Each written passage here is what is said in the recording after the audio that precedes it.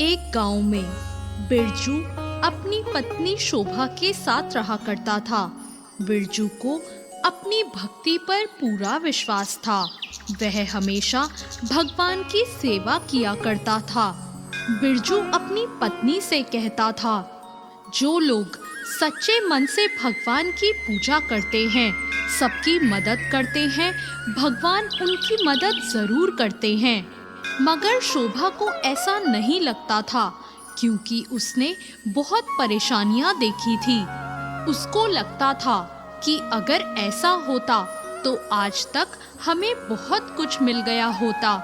अपनी पत्नी की बातों को सुनकर उसने शोभा को कहा, ऐसा नहीं सोचना चाहिए, हमें भगवान पर पूरा विश्वास रखना चाहिए।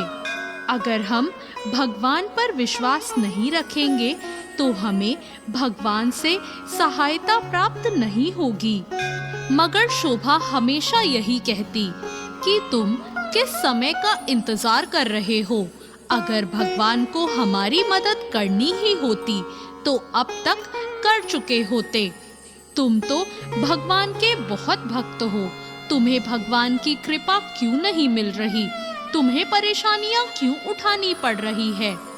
पर वो अपनी पत्नी की बातों पर ध्यान नहीं देता था। वह मंदिर में काम किया करता था। उसका काम मंदिर की सफाई करना था।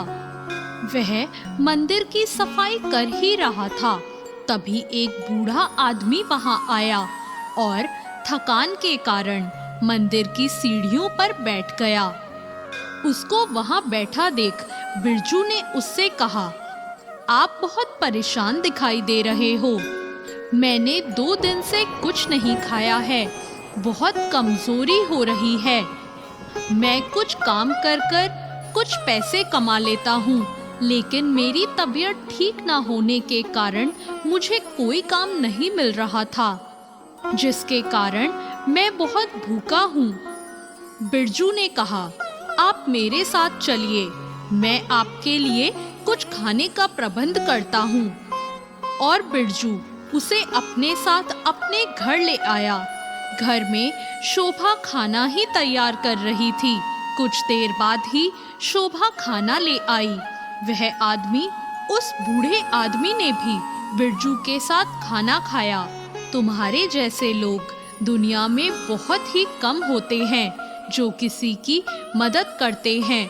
तुमने मुझे खाना खिलाया है, तुम बहुत अच्छे आदमी हो। दूसरों का दुख समझने वाले बहुत ही कम लोग होते हैं। आप थोड़ी देर मेरे साथ यहीं आराम कर लीजिए, आप बहुत थके हुए हैं। कुछ देर बाद जब बिरजू की भी आंख खुली तो उसने देखा कि वो बूढ़ा आदमी वहां नहीं था। उसने अपनी पत्नी से पूछा, क्या तुमने उन्हें कहीं जाते हुए देखा है? मैंने उन्हें कहीं जाते हुए नहीं देखा। फिर बिरजू ने देखा कि वहां एक थैला रखा हुआ था, जिसके अंदर बहुत सारे सोने के सिक्के थे। बिरजू ने अपनी पत्नी से कहा, यह सिक्के किसके हो सकते हैं? अगर वह बूढ़ा आदमी इतना अमीर था तो उसने मुझसे झूठ क्यों कहा? हमें ये सिक्के यहीं रख देने चाहिए, हो सकता है वो इन्हें लेने वापस यहाँ आ जाए। इसके बाद रात हो गई। बिरजू को एक सपना आया।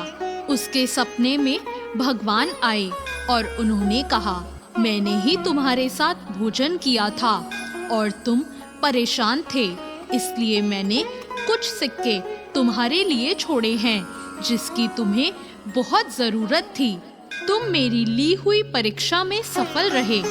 अब जब भी तुम्हें जरूरत पड़े उन सिक्कों का इस्तेमाल कर लेना। तभी उसकी आंखें खुल गई।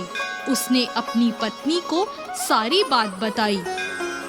अब उसकी पत्नी शोभा ने कहा, मैं गलत थी।